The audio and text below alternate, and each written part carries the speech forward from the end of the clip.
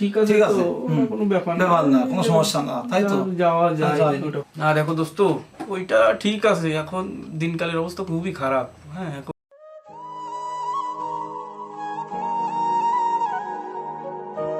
আসসালামু আলাইকুম বাবাজি। ওয়ালাইকুম আসসালাম। ভিতরে আসবো? হ্যাঁ আসো। বাবা, আমার নাতিটার বিয়ে, আমার একটু সাহায্য করা যায় বাবা? দূর বাবু, তুমি এখন যাও, এমন কিছু দিতে পারবো না, যাও দিন। দিন নেই, রাত নেই, সময় নেই, অসময় নেই, নাতির বিয়ে, এর বিয়ে, যাও তুমি যাও, আর কিছু দিতে পারবো না। যাও যাও যাও যাও যাও।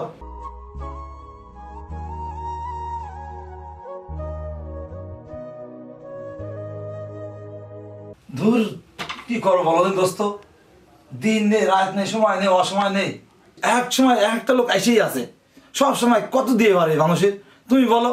এই নাতির বিয়ে, এ সাবালের বিয়ে, এ মেয়ের বিয়ে দিতেই আছে, দোকানে নেই বেচা কিনা, খুব সমস্যার মধ্যে পড়েছি, কত লোকের দেবো তুমি বলো দোস্ত।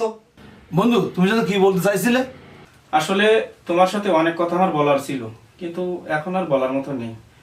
একটু আগে যে তুমি কাজটা করেছো, এই কাজটা খুব অন্যায় করেছো, এই কাজটা তুমি ঠিক করোনি। কেননা এই যে লোকটা আইছিল তোমার কাছে সাহায্য নেওয়ার জন্য, এই লোকটা নিজের থেকে আসেনি। আল্লাহ পাক তাকে এইখানে তোমাকে পছন্দ করে পাঠাইছে, তাই ওই লোকটা এখানে আসতে পারছে। না হলে দেখো, তোমার এই দোকানে লাখ লাখ টাকার মাল আছে, তুমি প্রত্যেকদিন অনেক টাকার মাল কিনা বেচা করো। ওনাকে তো রাস্তার একটা সাধারণ লোকের কাছে আল্লাহ পাক পাঠাইতে পারতেন, কিন্তু তার ওখানে কেন পাঠায়নি? তিনি সাহায্য দেওয়ার মতো তার ক্যাপাসিটি নাই, তোমার আছে, তাই আল্লাহ পাক তোমার এখানে পাঠাইছে।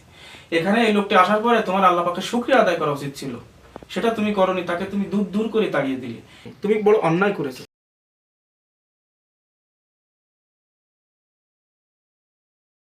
আসি বন্ধু, একবার নিজের থেকে চিন্তা করে দেখে আর কোনোদিন এরকম কোনো ফকির বা কোনো কোনো মানুষকে, অভাবী মানুষের সাথে এরকম কাজ আর কোনোদিন করবে না।